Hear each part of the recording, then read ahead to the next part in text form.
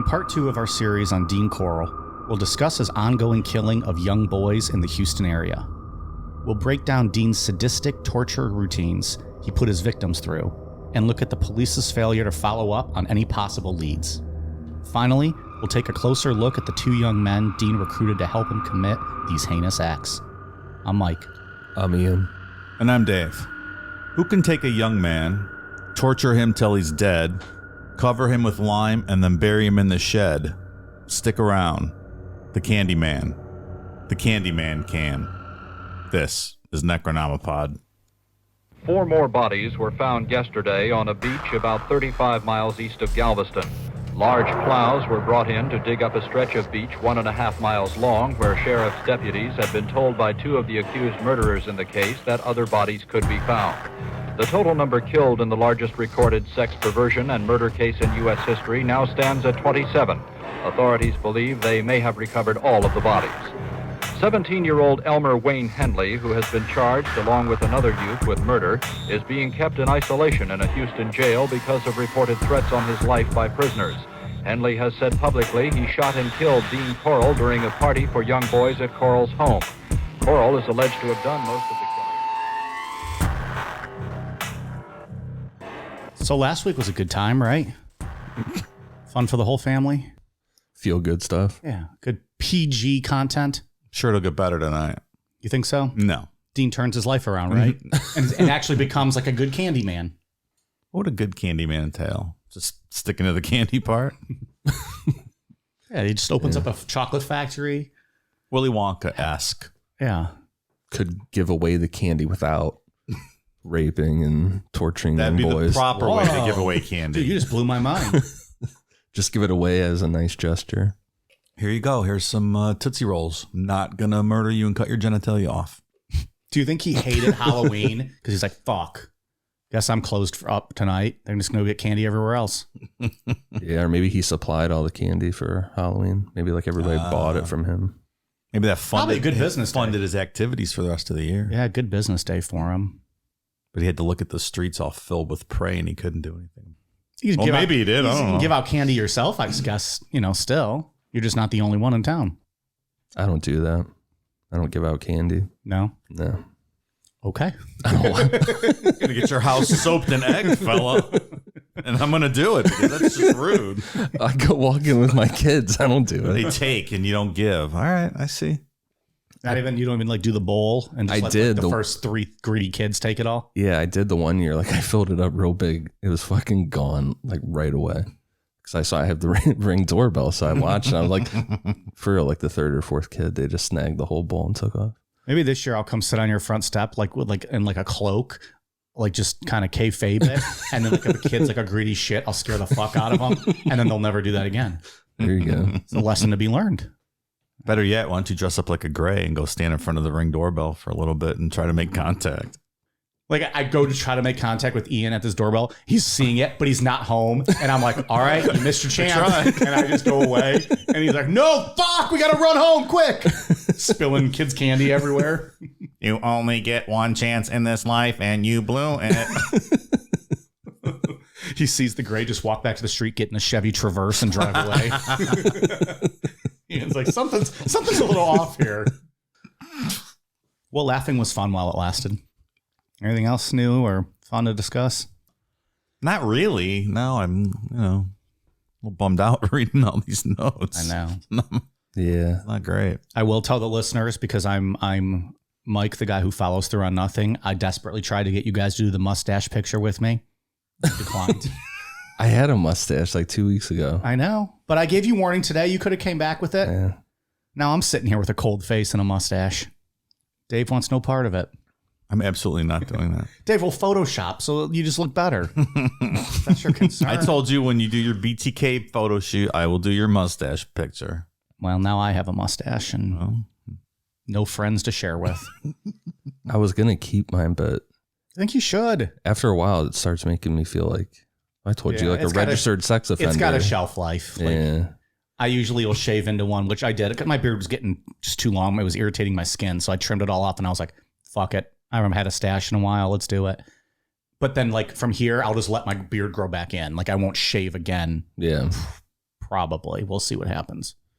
We'll see how all the wives, the hot wives out there like it when I show up and emasculate their beta cucks.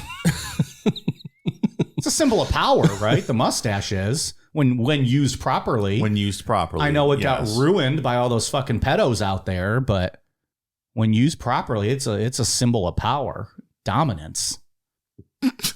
Mustache Mike showing up to your house, giving your hot wife free ride. The cuck's like what, doing the dishes while she's riding your mustache ride? There you go. I think so. Well, I mean, whatever she wants to do. Sometimes I let them control how they humiliate, their husbands. They know more about it than me. Get me an old fashioned cuck. Wifey's going for a ride. So, all right. Well, that's it. Now back to the story, I guess. Where we left off on part 1. Previous rape victim of Dean Corll, David Brooks, walked in on 2 teenage boys strapped to Dean Corll's torture board. David saw Dean as a father figure and had nowhere else to go, so he went back to Dean's apartment, where Dean told David that he was part of a child pornography ring and that he was part of a sex trafficking ring of young boys. It's not clear why, but shortly after this, Dean dropped the sex ring story and told David Brooks that he was actually killing these boys when he was done with them. In exchange for David Brooks' loyalty, Dean bought him a green Corvette and offered him $200 for every boy he could lure to Dean, which is like $1,200 in today's money. Okay. Something like that. Sounds right. What is it? Oh, thank you, Declan. Dave, Declan wanted you to know that per the conversation last week, we got a lot of comments indicating that back in the day, the sex trafficking ring was mostly done and people communicated through sketchy magazines that were known to be a part of the, quote, community.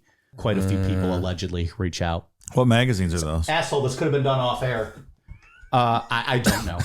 And I would be nervous if someone probably did know and provided us with that information. That is like Oklahoma City bombing and Leonard Lake and Charles Ng. All those guys met through those sketchy fucking like Soldier of Fortune. Yeah, where you could hire assassins and shit. That's where they met, in the back, like classified ads. All right, that makes sense. Because I asked the question, right? How did all these people get in touch with each other? Yeah, before like the internet and all that. So apparently it was the same way, just the magazines, which makes perfect sense. Yeah. And I saw someone's comment said code words. Yeah. Within ads in those type of magazines. Well, there's a whole purported connection to Gacy with this guy, right? With the sex ring. Like the guy that was running that Dallas sex ring, his number one dude worked for Gacy, and it's a whole big thing. So that's... And it was the same era, right? It was all that same time period. Gacy was a couple years later. Yeah. So there's a good chance that they were all included in this. Yeah. I think we might even mention Gacy later on in this series. Perhaps we'll compare some police departments.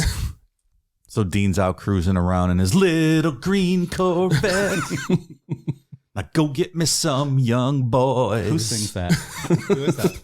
What? Who sings the... That's me. No, obviously not. I didn't think that was an actual recording. The little red Corvette. Prince. Oh, that's why I don't like it. That's not... I mean, come on. That's not a good song, right? It's not his worst song. Well, exactly. I rest my case, Your Honor. I'm sure we'll give our opinions on David Brooks at some point later in the series. Yeah, I might. But $1,200 to a kid that doesn't have a home, that's a lot of money.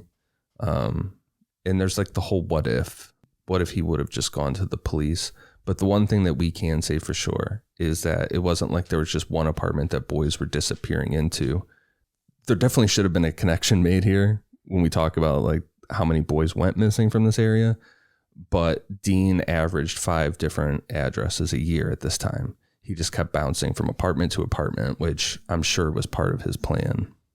You know the best gift to give your understudy when you're running a murder sex trafficking ring? A flashy green Corvette. Who the fuck wants a green car? In motorsports, green cars are bad luck.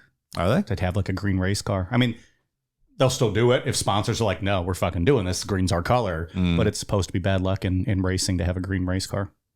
I don't know if that transfers over to regular cars. I have not heard that, but That green Mustang Steve McQueen drove in Bullet's pretty fucking cool, though. So I retract that statement because that just popped in my head. Never mind. Yeah, I could get down with a green car, but like I don't even think do they do Corvettes in green anymore? Like you don't see green Corvettes. You don't see green I don't know if cars, that's really a Chevy color in general. Mm. Look at us, car guy talk. Yeah. We got oil under our fingernails. The bodies of the two 14-year-old boys that we talked about last week, James Glass and Danny Yates, were buried in a boat shed that Dean had started renting on November 17th, 1970. However, they were not Dean's first confirmed murder. Dean's first known murder was of 18-year-old college freshman Jeffrey Known on September 25th, 1970. Jeffrey disappeared while hitchhiking with another student from the University of Texas to his parents' home in Houston. Jeffrey made it to Houston where he parted ways with his friend, and then he was going to walk the rest of the way to his parents' house. According to Jeffrey's friend, they were dropped off at the corner of Westheimer Road, right where Dean Corll had an apartment. We know about this murder because David Brooks led the police to the body. So either David's timeline is off or Dean just told him about this murder. But Jeffrey was found covered in a layer of lime, wrapped in plastic, naked with a gag in his mouth, and bound hand and foot by nylon cord. I mean, in Brooks' defense, it's not easy to remember specific dates when you've killed so many fucking people, right? Yeah. It all kind of blurs together. And I think that this points towards Jeffrey Known is definitely not his first victim. To have him buried in a layer of lime, wrapped in plastic, that seems like someone that's done this before. That's expert level, Right, though, yeah. once you figure out what to do. It's not like you can get on like the internet and look up how to Right. bury a body and get away with Well, that. at least that. Now you can all the time. I do it daily. Just to throw the Hopefully- FBI off. I do different things each time. Just, we'll see. I was going to say, hopefully on a VPN and with a Tor browser or something. Oh, it's okay.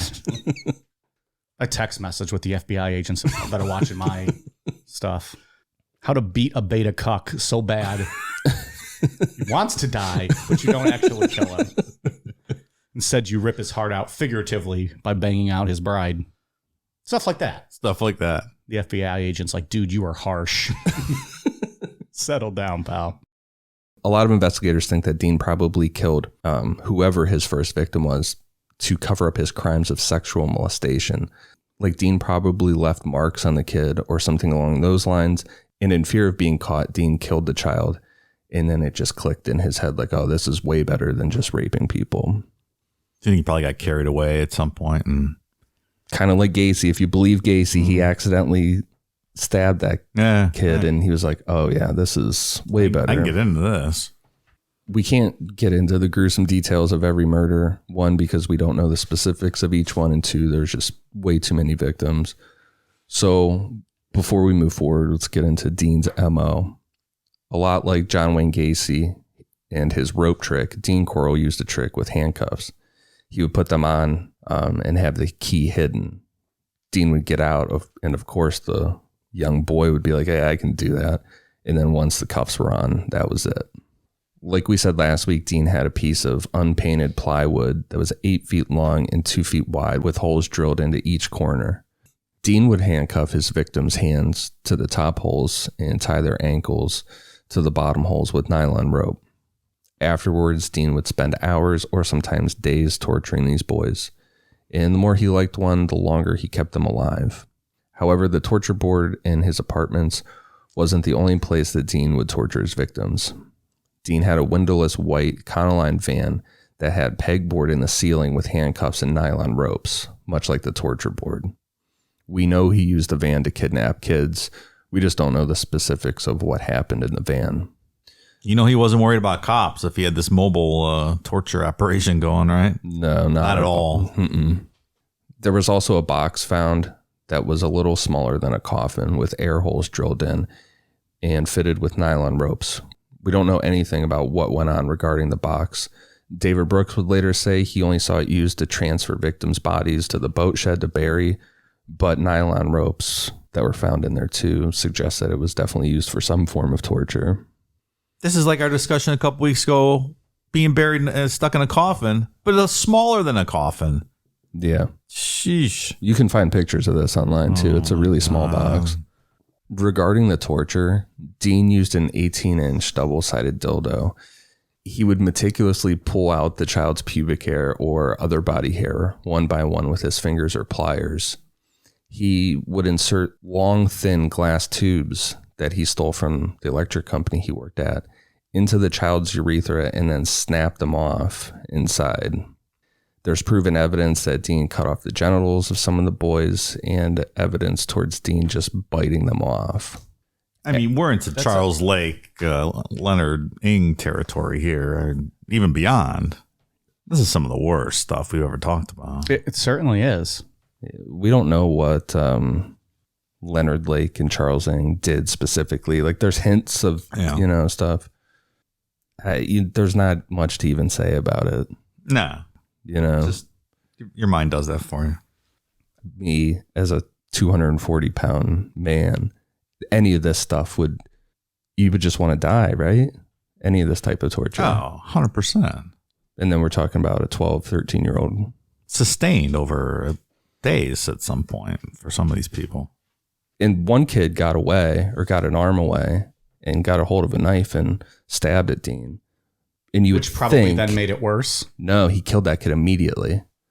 Didn't even torture him. Like a rage kill. Kind of. Yeah. The more he liked them, the longer they stayed. So that's what it was. The more he liked him, the more he got off on torturing him. Yeah. If he didn't like you, then he just would kill you and think nothing of it. And then that's it. We've had a discussion before, but this is one of the examples of someone who was just born bad. There wasn't, at least that we know of, all that much sustained trauma or at home or something like that you could point to. This was just an evil person. Yeah, I think that's safe to say. Yeah. For what we know about Dean's life, yeah. After Dean was done, his typical way of killing his victims was strangulation, but there were some that were shot. On January 30th, 1971, with the help of David Brooks, Dean kidnapped 15-year-old Donald Waldrop and his brother, 13-year-old Jerry Waldrop. According to Brooks, the boy's father was working on a building that was next to Dean's apartment when they were kidnapped. They were kept alive for at least a day before being strangled and buried in the boat shed. On March 9th, 1970, while driving around in Dean's van, Dean and David Brooks spotted 15-year-old Randall Harvey riding his bike to his part-time job at a gas station. David Brooks was friends with Randall and presumably talked Randall into getting into Dean's van. Dean took Randall to his apartment, raped him, tortured him, and then shot him in the head. And afterwards, Dean and David Brooks buried the boy at the boat shed. With friends like that, huh? These kids never knew it was coming either, because they're friends with David Brooks. We've not ever discussed something like this with regards to a serial killer. No, this is very unique. This is cult stuff. Kind of like the recruiting aspect of it and bringing in people. Yeah. So that's with just a financial angle. Yeah. What do you mean? Like paying them to do this stuff. Sure. But he's sending out like that net, like, you go get your friends, you go get your friends. And when I say I want someone, you bring me someone. Typically that's some cult type behavior. Not to bring them into the cult, though, but to immediately dispose of them, which is a whole nother level. Right. And torture them, rape them, and kill them. He definitely had a hold over David Brooks. Yeah. I could say there might be some cult stuff with that. Like Wayne Henley. Because he had the father figure type thing. So he looked up to him. He believed every word he said. We discussed that last week. Yeah. Wayne Henley, I don't know. When we bring him up, and we'll get to some thoughts on Wayne. Just reminds me of Wonder Years. That might be up there with Keith, though, in my mind, that name, Wayne. Oh, you don't like Wayne either? I don't know. I'm starting to not like it more and more the more we tell the story. The next two victims are particularly sad because they had parents that actually looked for them. Like we said last week, a lot of these kids were from very broken homes, and most of them were not looked for. And I guess it was normal in this area, too, for kids to hear about a job somewhere, like on an oil field or something, and just take off. And their parents are like, good. Well, yeah, even though they're 15. Get out of that life. Yeah, like even at 14, 15 years old, they're like, good, get out of here. Don't have to support you anymore, right? That's part of it. As opposed to the kids that didn't want a haircut. So obviously they joined the hippie movement. Fuck them, right? Right. They're out of here. That was good police deduction, Mike. Come on. Great job, cops. As far as we know, Dean didn't strike again until May 29th, 1971, when he abducted 13-year-old David Hillegeist and 16-year-old Gregory Malley Winkle. The two boys had been friends since they were really young, but the slight age difference pulled them apart a bit, and Malley Winkle had gotten into trouble and was on probation. Because of that, David Hillegeist's parents wanted him to not hang out with Malley as much. On that day in May, the two boys were walking to a swimming pool where they were kidnapped, tortured, and strangled by Dean that night. Rewind a couple years back. Both Malley and David Hillegeist went to the candy shop to get free candy from Dean when he was handing it out. When Dean put the pool table and shit in there, David Hillegeist started hanging out there all the time. And Dorothy Hillegeist, David's mother, told him to stop going there. Not because of anything weird. Like everyone else in the community, she thought Dean was this great guy, but it was more like a don't bother that man, he's trying to run a business. When Dorothy found out that David was still going to the candy shop, she went up and asked Dean to stop letting David in there. Dean told her it was okay, that he had given Malley Winkle a part-time job, as well as Malley's mother. Dorothy said no thank you, and that was the end of it. But that's just an example of how his tentacles kind of go into this community. He's got them all fooled.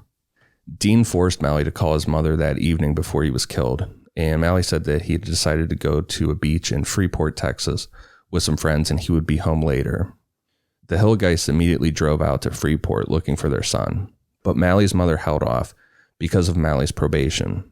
Malley had done shit like this before, and she didn't want him going to jail for leaving town or potentially not reporting in with his probation officer. After some convincing from Dorothy Hillegeist, Malley's mother came around and accepted the fact that something was wrong, so they all went to the police. When the police heard the detail about Malley calling the night before, the boys were labeled as runaways, and that was it. The Hillegeists were supposed to leave for vacation that day, and they told police that there was no way that their son would run away. David had his bags packed, had $20 saved up to spend on vacation sitting on his dresser. It's a lot of fucking money in this time frame and for this neighborhood. This kid was ready to go, but police said, nope, he's a runaway. I'm sure they made him leave and wouldn't listen to anything. Yeah, the Hillegeists are treated terribly by the police. But hey, the cops got to happy hour, right? 2-for-1 specials. Busted some weed smokers that night, I'm sure. Yeah, right. Stuff that really matters. Malley's mother was a single mother and on very hard times. The Hillegeists were better off, but not by much. So they printed out 500 posters and offered a $1,000 reward for information on where the boys were. Dorothy Hillegeist called the police every day and was pretty much told to fuck off. So the Hillegeists took out a loan to pay for a private investigator. They ran out of money, but the PI continued to work for free because he could see how desperate the Hillegeists were. The PI came up with a lead that the boys were potentially kidnapped by a pimp in Monrose, Texas, who went by the name Chicken Joe. Fred Hillegeist, David's father, drove to the bar where Chicken Joe worked out of. It was called the Silver Dollar Saloon, but he had no luck finding the boys. Chicken Joe, huh? Probably not the greatest pimp name. If your name's Chicken Joe, your name's Chicken Joe. That's true. It's God-given, right? The pimp king. Didn't last week we talked about when you had mentioned, Dave, I think that they were going to bust people for smoking weed instead of, going after these potential missing kids. Didn't we also say it was like pot smokers and homosexuals and like that's who they hated? Mm-hmm. Yeah. And it was part of it. Did the police not think maybe, okay, in their warped mind, hey, maybe this is the homosexuals that are snatching up these kids, and that would not drive them to go investigate this more? Because in their mind, they're probably thinking, hey, that's probably what this is. Let's go bust all them and put them in jail. Yeah. Did any of that ever come about? The police chief. And again, that's based on their warped mind. I'm not saying that's what they should have been doing. Their police chief, Chief Short, he used the resources that they had, the limited resources they had to bust people for smoking weed. And then he raided a bunch of gay bars and stuff. And that was when he didn't accept the government federal money because he was going to, we're going to do this by ourselves. We don't need handouts. So they did kind of use that a little bit to go after. Yeah, they raided gay bars. And okay. Because he said he used this as an excuse. And he specifically said that all gay people are child molesters. That's what I remember that last week. Yeah. So I just thought, okay, if you want ammunition then to go after them more. Why would you not use this? Yeah. Right. Maybe they did. Not that they should just didn't have. tell anybody. Right. Not that Yeah. they should have, because clearly that's ridiculous. So with that lead, the Hillgeist went back to the police with the information that the PI gave them. Instead of spending any time on finding the boys or any of the other crimes going on in this area, the police were like, who the fuck is this PI and why is he stepping on our shoes? The police found that the PI had an expired license, so they spent the money to prosecute him and had him banned from PI work in the state of Texas, and still told the Hillgeist that they weren't looking for their son. He's a runaway. Yep. That's great. I can't even imagine that mindset. Like, instead of doing your actual job, you're going to go after someone who you perceive as stepping on your toes for doing the job you should be doing. Yeah, it's a weird fucking mindset, right? Yeah. Can we reach out to the But Houston it's- Police Department for comment? for comment on this? But it's the culture of the environment, right? It's the culture that these cops are brought up in and hired in, and this is what they know. From the chief on down, Yeah. sure. And it's been happening probably at this point for decades, and that's what it is. When you read the book, the Hillgeists are absolutely just, I wouldn't say broken, but they're getting close with this when this PI is pretty much put out of business. Understandable, sure. Yeah. Feeling powerless, right? Yeah. So being out of ideas, the Hillgeists went to multiple psychics for leads. Every psychic told them something different, like, oh, your boy ran away to work in an oil field in Dallas, or you're kidnapped and they're in San Antonio at so-and-so bar. The Hillgeists traveled to every city and followed every lead given to them by psychics until they literally ran out of money, like completely broke. There's at least 6 psychics that are brought up in the book. I feel so bad for this family. I have nothing but utter contempt for psychics. This fucking Sylvia Brown piece of... Here it goes. Filth. Got him started, Ian. Sylvia Brown had nothing to do with God. this one, Dave. Oh my You don't need God. to piss on her Fucking grave. people. Are you going to do our Howard Stern and dig her up and skull fuck her? Someone should, not me. 'Cause I have a weak stomach and I'd be throwing up if I saw a dead Cool body Down Media pulling does up. not condone the words and actions of Dave Namapod. Declan, put out a press release. Vile scum. Psychics. Just taking advantage of these poor people who should not be coming to you for help because you're not of any help. And then you're going to take their money and have the gall to give them information that they think is going to be helping them get back to their kid. Yeah. I don't know how you live with yourself like I that. don't know, man. It's not like it phased out either. There's that fucking TV show. It's like True Crime Psychics or whatever, where they get Today. Yeah. But in all fairness, that's probably all the work, right? Like it's all But they're bullshit. asking these people their opinions on on like, actual missing cases. yes, on real cases. And they're like, oh, I see this, that, and the other. They had that twat from Long Island that had a show for years, right? Wasn't that recently? Like the Long Island Medium or Yeah, something? yeah, and would yeah. do live shows. Like, this is not fucking real. What are you doing? How do they get away with some of What that world stuff, do we though? live Like, in? I agree. That's disgusting. I don't know If how these you live people with were yourself. psychics, they would fucking go and look at the lottery numbers for tomorrow and they would win $1 billion and you'd never hear from them again. I'm sure there's some loophole in their rules that says Yeah. well, they can't, do, I wasn't say can't gain, financially, but that's exactly what they're doing every single day is gaining financially. Oh, come on, people. It's not real. And faith healers aren't real or they'd be working in a fucking hospital. Come on. What about astrology, Dave? What about astrology? Oh, my God. Remember last week, there's no astrological way Dean could be gay. Remember? That's right. I'm telling you, psychics, astrology, and hypnotism. Fuck all of them. Alrighty. Now you got Dave all fired up. He's all red ass Dave over there. I cannot stand psychics. I'm smack them in their fucking stupid face. It's terrible to read about it too, because I want to take Dave to I'm a not psychic exaggerating. Those people drove all over fucking Texas. I'm sure they did. Based 'Cause off of course you would. You would do anything, of Yeah. course. Yeah, they did exactly what anybody would do. I don't Yeah. blame them for that. It's just terrible to read about the money they spent because people were just giving them bullshit answers. Despicable.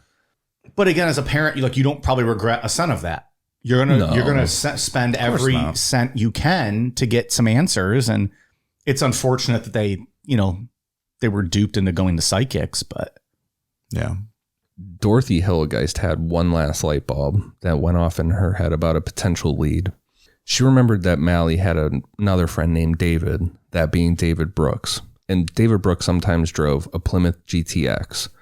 Dorothy saw the Plymouth GTX driving through her neighborhood one day and wrote down the license plate number, TMF 724, because it just looked odd to her at the time.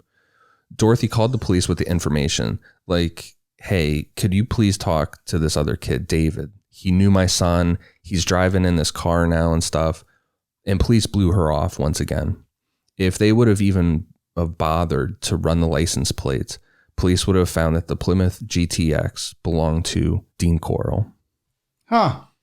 Have you guys seen the Plymouth GTX? I just looked it up while you were talking. Not. It's a slick looking ride. Yeah, it's pretty cool. Oh, yeah. All those fucking Plymouths back then were cool. I wouldn't know, Dave. I wasn't alive.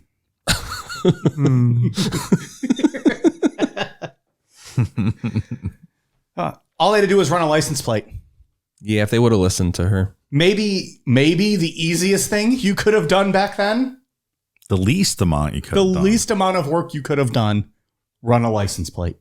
That's what I'm saying. They did paperwork to get that PI out of investigating shit. But they couldn't even. He was getting into stuff that they didn't want to get into. Yeah. If they would have probably interviewed Brooks for 5 minutes, he would have folded. Right? I think so. Yeah. So they could have saved, I don't know, 20 kids here. Yeah. If they'd have done their job. Now a word from our sponsor, BetterHelp. Here's an idea. Routine maintenance for your brain. Is this something you've ever thought about? Considered? How well would you take care of your car or home if you knew you had to keep the same one your entire life? Because that's exactly how our brains work. So maybe it's time we start treating them that way. How we care for our minds affects how we experience life. So it's important to invest time and care into keeping them healthy. The good news is there are plenty of ways to support a healthy brain, like learning a new language, exercising, or even taking power naps. There's also BetterHelp online therapy. Your mental health should be taken seriously. Nothing can cripple your day or stunt your motivation more than feeling depressed, anxious, or sad. We all have a lot to deal with in our daily lives, be it the struggles of work, raising a family, or even paying the bills. Your mental health is one area that you shouldn't have to worry about. Whether life currently has you down or you're feeling unfulfilled, we're all experiencing our own form of strain on our brains and our mental health. And for that, BetterHelp is here for us. BetterHelp is a customized online therapy that offers video, phone, and even live chat sessions with your therapist, so you don't have to see anyone on camera if you don't want to. It's much more affordable than in-person therapy, and you could be matched with a therapist in under 48 hours. Necronomipod listeners get 10% off their first month at betterhelp.com/necro. Again, that's BetterHelp, HELP.com/necro. That's BETTERHELP.com/necro. And thanks to BetterHelp for sponsoring today's podcast. On August 17th, 1971, Dean and David Brooks ran into 17-year-old Reuben Haney, who was friends with David Brooks. David Brooks talked Reuben into going back to Dean's for a party. Once he got there, he was raped, tortured, and strangled, then buried in the boat shed. That's how almost all of these kids were brought back to Dean's, was on the promise of a party. We talked about it last week. Those started with candy and soda, stuff like that. And then when we're talking about now, 17-year-olds, 15, 14, whatever, they want to smoke weed and huff paint. Like when you were a kid, how many parties did you go to like this? A friend of a friend to go get weed or whatever it is. Like, Wait. all the time. You guys got invited to parties? But that's not crazy, right? Everyone did that. It's not where you think that's gonna happen to you, especially when it's your friend giving you up like this. This is not something that crosses your mind. Like, this doesn't cross my mind now. Right. And I've been doing a fucking podcast on it for 3.5 years. Yeah, let alone as a dumb kid who's just looking to go have a good time and get high or drunk or whatever. It's a perfect hunting ground. Like, if one of you invited me now to a party, it was like, oh, let's go drink. And I'm like, fuck yeah, I'm there. Next thing I know, I'm handcuffed. And wait a minute. What happened? Should we do that? Should we just chloroform him one night and then let him wake up on a board like this and see what he does? I just told you I would willingly come to your party. Why do you got to chloroform? I mean, when you get there, and then when you wake up, you'll be tied up. And well, I think you could just say, Mike, whoever can last in these handcuffs the longest without freaking out gets a free case of beer. I'm like, fuck yeah, I'll beat all your asses. And you're like, oh, I guess you win. Now I'm like bent over a table, handcuffed. oh man, we really shouldn't be making jokes about it. This is not good. This is awful. Throughout this time, there were friends of Mally and David Hillegeist that would help hand out those flyers. One of them being a good friend of David Hillegeist since they were very young, Elmer Wayne Henley Jr. Elmer Wayne Henley Jr., who only likes to go by Wayne, was born on May 9th, 1956 in Houston, Texas, to Elmer Sr. and Mary Henley. I'd go by Elmer. I like Elmer better than Wayne, right? I do too. I don't know. No Elmer? You're not an Elmer? Nah, I would rather be called Wayne. Okay, fair enough. You know what's funny is to me, Wayne is more hillbilly than Elmer. Really? Yeah. I don't know why, but give me Elmer over Wayne. Yeah, with that mustache you got going, like you could be like an ironic hipster Elmer. Like, hey, well, Elmer, what's up? I could do that. You want to be a hipster Elmer? All right. Garth Brooks has Chris Gaines. Mike Nalapod has Elmer, the hipster mustache guy. Elmer mustache. I'm gonna start wearing skinny jeans. What else do hipsters wear? Like flannel? Sure. Okay. And a mustache, and I drink nothing but IPAs, which is great for me. No problem there. Elmer Sr. was an abusive alcoholic that beat Mary, Wayne, and Wayne's 3 younger brothers. Mary Henley did her best to keep her kids in school, but the couple divorced in 1970 and things went south.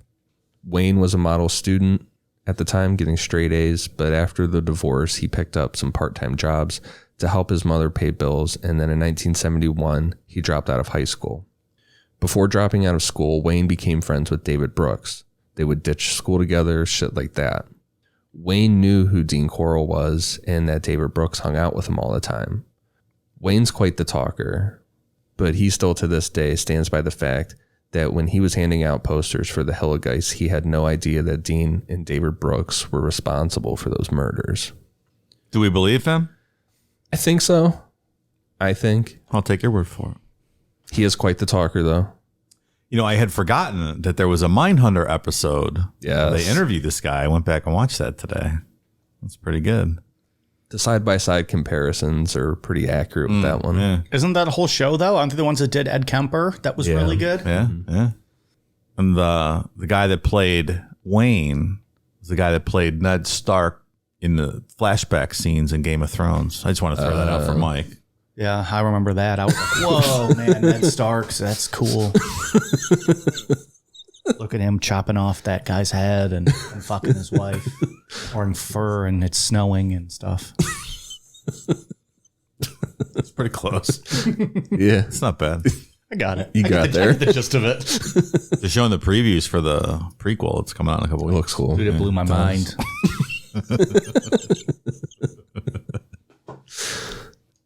We aren't aware of any murders in between the murder of Reuben Haney in August and Dean meeting Wayne Henley. But in the winter of 1971, when Wayne was 15, he was taken to one of Dean's apartments by David Brooks on the promise that Wayne could make some extra money. In all likelihood, Wayne was going to be one of Dean's victims that David Brooks was luring there. But something happened that changed that, and we don't know what it is. Based on Wayne Henley's behavior and then the fact that he ends up actively killing kids with Dean, like actually strangling some of these kids, I think there's a possibility that Wayne or that Dean saw something in Wayne, like some of himself or something. Apparently he was right. Yeah. Yeah. Like So, this like- kid he's like me. Protege. Yeah. Like David was like the son, Dean was like the protege. I think he Or chose Wayne was like the protege. Yeah, I think he chose David because he knew David viewed him as a father figure and He could manipulate David. Yeah, and he had him under his spell. Wayne, I think he was like, oh yeah, me and this kid could be partners with this stuff. I think that makes sense. Yeah. And maybe that's how Dean ended up getting involved in a sex ring. Maybe somebody saw it, was like, oh yeah, I can teach you how to do this stuff. Maybe so. And again, a lot of this is then based on what we know from what Wayne has reported. Yes. Right? Because we don't know what Dean had to say. Clearly, we're not getting information from his family. Right. It's all Wayne and David Brooks. So it's what Wayne and David have, or what Wayne has admitted to and what David admitted to. And their perspective. And their perspective ultimately, of things, yeah. too. Sure. Yeah, because we'll talk about it. But David, we get a lot of that information from David from when he confessed to the police and when he talked during that time. Which we'll get to next week. Yeah. He didn't talk about this shit at all. Wayne, on the other hand, when we say he's a talker, he'll give an interview to anybody who wants to talk to Did him. we reach out to him? No, maybe Declan can do it. Yeah. Hey! Send an email. Wayne@prison.com. We'll let you guys know. Dean told Wayne that he belonged to a child sex trafficking ring and that he would pay Wayne $200 for every boy that Wayne brought to him. Wayne said that he blew off Dean's offer for months until his family hit a financial rock bottom. In early 1972, Dean and Wayne drove around in that Plymouth GTX that Mrs. Hilligeist spotted until they found a boy walking around that Dean liked. Wayne talked this boy into getting in the car and going back to Dean's on the promise of smoking weed. And then when they got there, Dean pulled the handcuff trick on this kid. Wayne then watched as Dean tackled the boy, tied his ankles, and put tape over his mouth. At that point, Wayne left Dean's, and according to Wayne, he fully believed that this boy was being sold into sex slavery. The next day, Dean gave Wayne $200. The identity of this boy is still unknown, and now with Wayne Henley in the picture, the rate of murders ramps up. Do you think at this point, Wayne is also like, that fucking David Brooks was trying to sell me and kind of... I don't know if it had to have clicked with cross him. his mind? Yeah. You would think. Like he's like, I maybe got pretty lucky here. Nothing really comes of that, right?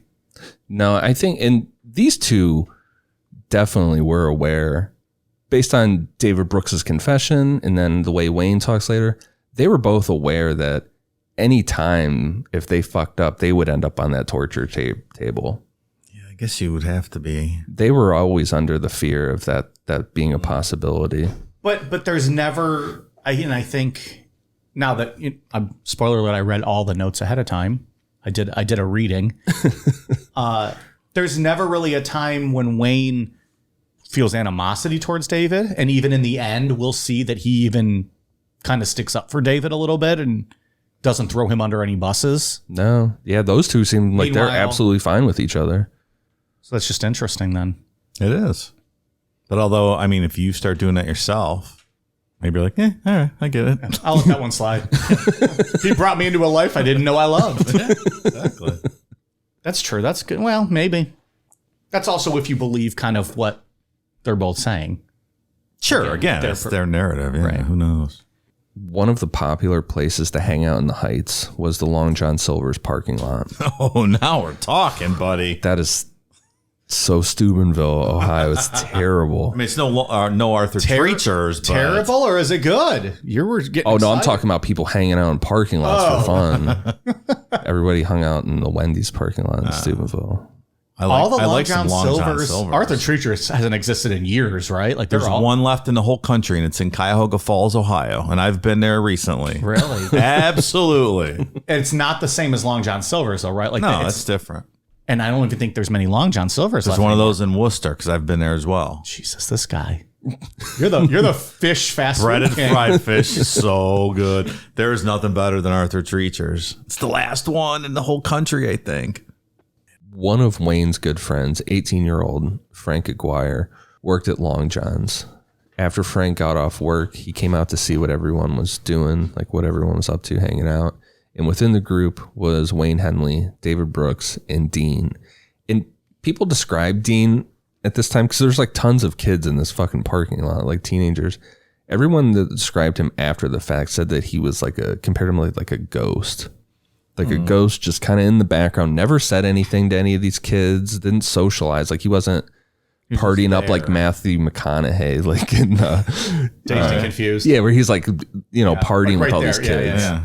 Dean was just kind of in the background. Scouting. Which is maybe smarter for him, right? Like you're not making yourself a presence. Right. You're just there. People know you're the candy man, excuse me. And that's it. He's got a sweet deal where the whole town thinks he's a good guy. You don't want to do anything to jeopardize that. Yeah. But then you got your 2 guys, minions out there doing your work for you. You don't have to make the rounds. Smart. It's clever. When we start going on tour, I'm going to be sending Declan out into the crowd to be like, pick me out the hot wives. Like, I'm not doing it myself. I'm not going to do it myself. Just give him my room key. You know, I'm staying at the Marriott, the suite up top, like Ric Flair. Do the cucks get backstage passes to you, or No. they got to go drink at the sad bar by themselves? Yeah, of course. The hot wives get to come back with us, like the hot tub and, you know, and our party bus and all that. Okay. No, they got to go to the fucking, you know, concession line. We'll send your wife back before the show starts. She'll be hammered drunk. Go buy Mike Namapod shirts at the merch table. Right. His and hers. I'm buying this shirt. Meanwhile, my wife's blowing Mike. I just got cucked live at Yeah, and it's got the date in the city. Yeah. I just got cucked, and it's got the tour date on the back. I'm buying this shirt while my wife's blowing Mike.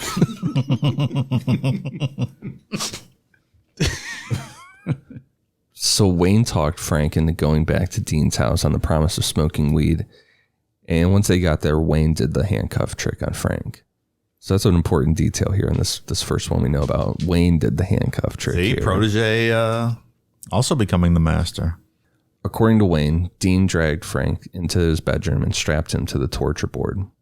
At that point, Dean told Wayne that there wasn't a child sex ring, that he was just murdering these boys. Wayne said that he tried to talk Dean out of it, but Dean raped, tortured, and strangled Frank. Frank was buried on High Island Beach, which is the second burial site that we know of. And that's where Ian is every week while we record. High Island, yeah. I kind of teeter back and forth on how I feel about David Brooks at this point in the story. It's impossible to put yourself in that situation. Yeah. Like you want to believe that would never happen to you and you would never do such a thing, but I try to think of his financial situation, his home life situation, and the fact that he just walked in on it. He wasn't brought in necessarily. He just walked in on this happening and then was part of the system. You're stuck at that point. I feel like David Brooks was more stuck. Wayne, on the other hand, this seemed to click with him right away. He took to it, apparently. And he has no excuse. He should have just immediately told someone about this. Yeah.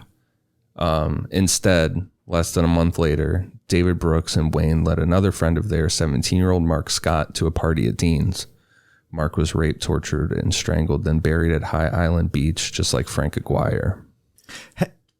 I guess we've talked about the cops not doing anything, but when these guys go missing around the neighborhood, does anyone connect the dots like they're all friends/associates hung out with David and Wayne at all? No one ever puts that together? Like the common denominator? Cops certainly didn't put anything together. Not necessarily the cops, but I don't know. I guess all these parents weren't exactly great now looking for their kids. And again, they all thought Dean was a good guy. He was the candy man. But not necessarily even Dean, just that they all were friends and associates of David and Wayne. Like that was a common denominator of all these missing kids. Yeah, no one was really putting it together. Either it was like you said, that kid got a job and now I don't have to deal with him anymore or pay for him. A lot of that kind of attitude. So I don't think anyone really gave a shit. And people, I guess, weren't 100% sure they were even missing. They were just, like you said. Well, because according to the cops, oh no, we figured this one out. Yeah. And the ones who didn't care, the parents didn't follow up. You know, we talked about Dean forcing them to write notes home.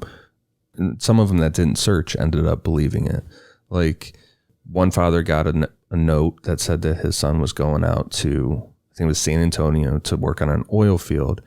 And when all this shit happened, someone called him and said, they found your boy in this mass grave. He's like, no, they didn't. He's working on an oil field. He'll be back next year. Some of those parents actually really believed the notes about getting a job somewhere. So, yeah, I don't think anybody was putting this together at all. Clearly. Was it also just a case of like, given the neighborhood or the towns and the environment, like everyone kind of knew everyone? So maybe they didn't make the connection that David and Wayne were kind of always connected to these people? People noticed Wayne and David were like Dean's favorites, that those three were like connected at the hip.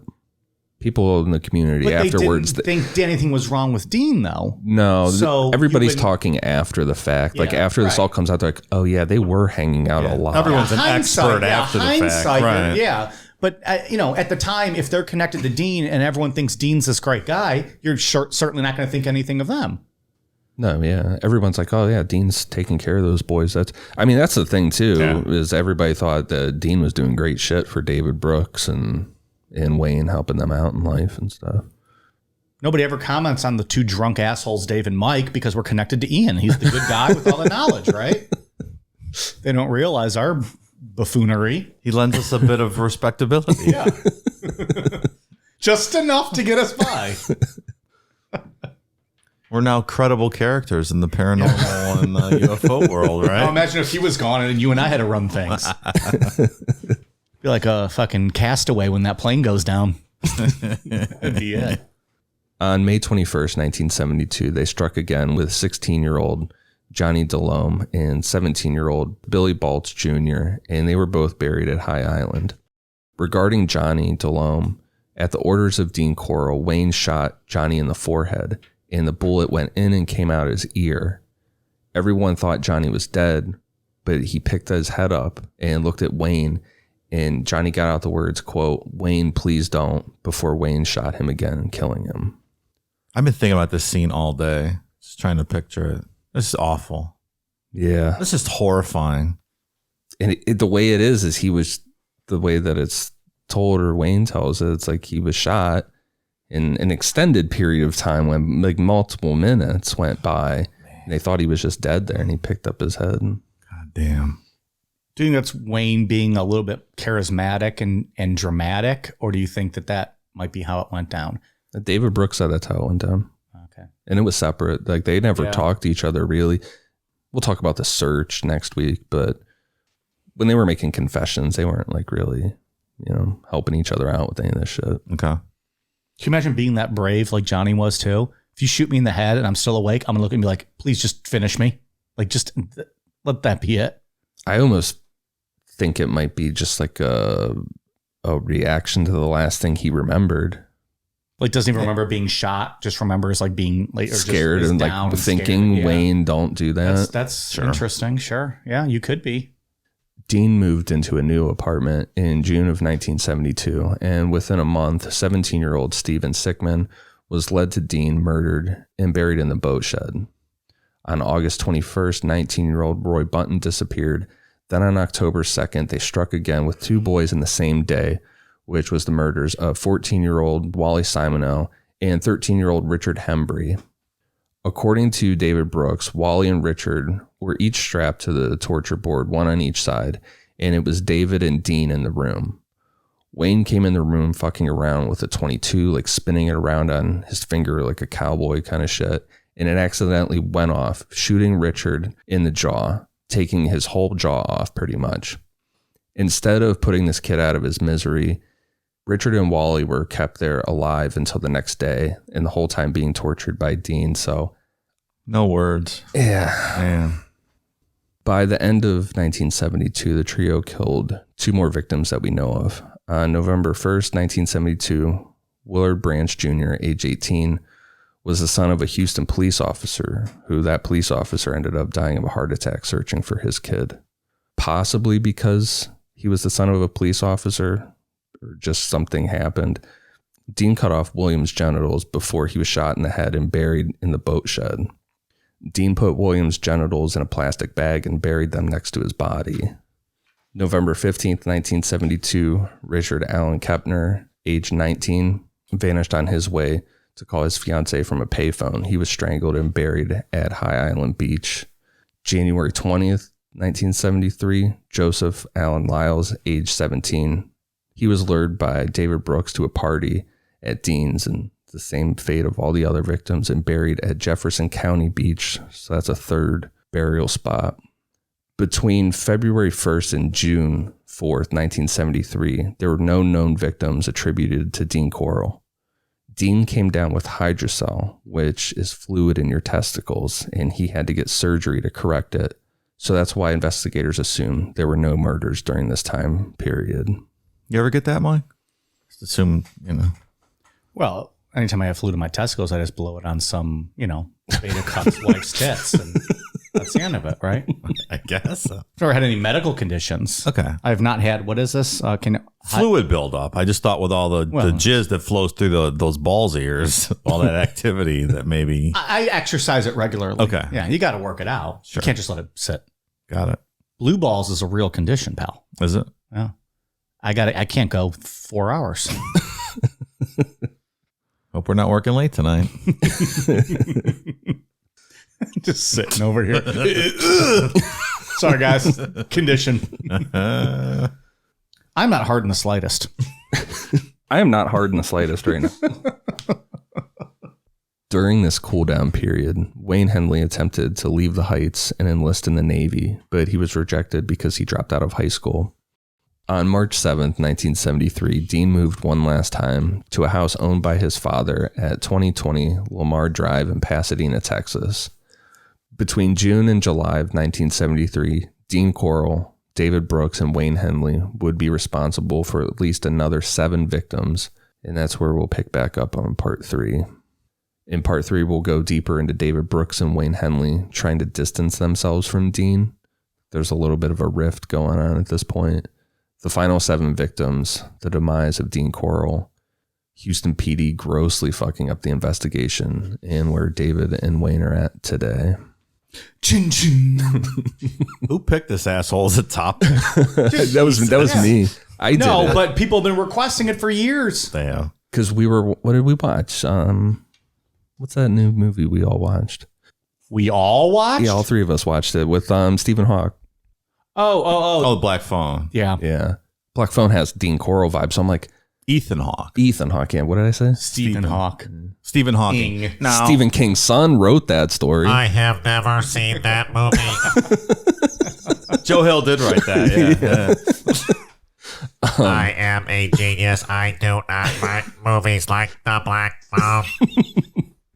That movie gave off real Dean Corll vibes. I'm like, I kind of want to pick up that book, I the forgot about that. Yeah, that makes sense. Yeah. Man with the Candy. We've been getting requests for it for a while, too. I really had the urge to write a lot of Candyman song parodies. The Candyman can, cause he mixes it with love and makes the world taste good. Yeah. You're going to ruin that, Dave? You're going to ruin that beautiful song? I thought it would be too offensive because this is such a Listen, terrible Jimi Hendrix wrote a episode. beautiful song, Jimmy. and you're going to go ahead and sit there and ruin it? Stop it. I just watched Willy Wonka for the first time like 2 weeks ago. That's crazy. I Really? have never seen it. It's a bizarre movie. Like, why are all these old people in a bed and they don't leave? Like, it's very strange. Well, you've seen all like the people that are like, this old man didn't work for years, and then he gets a chance to tour a candy factory. He's immediately right up out of bed. Yeah. Can you imagine being in a bed, like a queen size bed with 4 people? I don't understand. Like, who wrote that as part of the story? And right in the middle of the fucking house, too. Like, can we not push you against the wall out of the way so mom, who's serving 6 people, can fucking sweep? It's so strange. How about when he gets the golden ticket and he's assaulted by all those adults and he has to run away? Like, you're assaulting a child because he's excited about a candy tour. It's one of the weirdest movies I've ever seen, and I've seen a lot of fucking weird movies, let me tell you. Is it the best horror movie you've ever seen? It's Because, just bizarre. like, imagine a kid wins a tour of Mally's and you go beat the shit out of him and try to take their ticket to go tour it. Oof. Very odd. That being said, it's not an awful movie. No, and I even like, I have not seen Charlie and the Chocolate Factory. what's this? Tim Burton's version of it. Johnny Depp, right? Yeah. I really like it. I haven't seen that version. It's weird. It's fucking. I've seen really clips weird. and I'm like, oh, they took this up a notch. Like they went Attitude Era with fucking Willy Wonka. Yeah, like it goes into a backstory about the Oompa Loompas and basically how he just fucking took them from wherever they lived and just forced them to come work at his. Sounds like slave labor. Yeah, pretty much what's going on there. What is it? Is it the fat kid falls in the chocolate river and gets stuck in the tube? Yeah, Augustus. Augustus. And then the brat wants the golden egg and she sits and then she gets dropped down fucking the elimination chamber thing. There's that other kid that gets stuck in the TV. That's right, because he was the cowboy, right? Yeah. Pew, pew, pew, pew.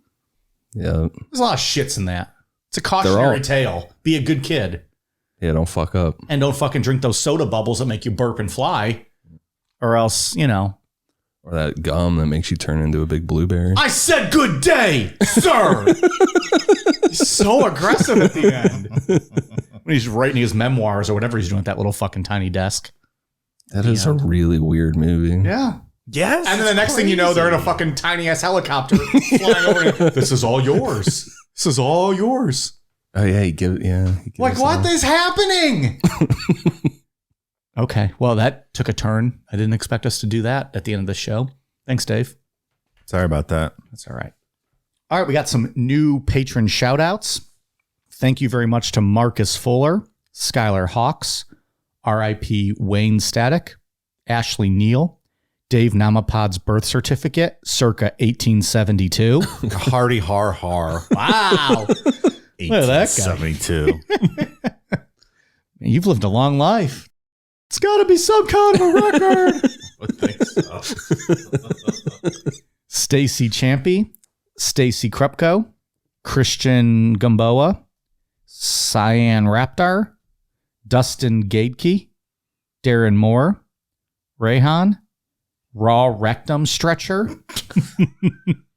Lee Sangria, Cum King of the Kingdom of Seamen. These people.